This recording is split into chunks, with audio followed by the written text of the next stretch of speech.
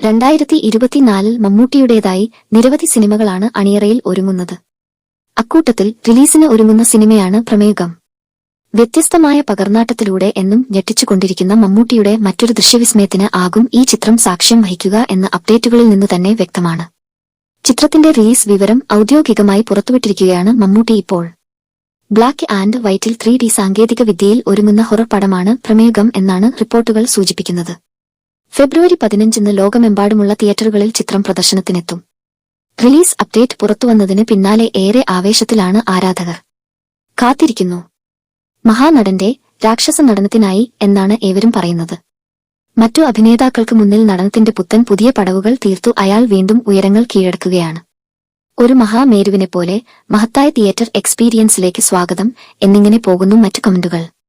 രാഹുൽ സദാശിവനാണ് പ്രമേയുഗത്തിന്റെ തിരക്കഥയെഴുതി സംവിധാനം ചെയ്യുന്നത്.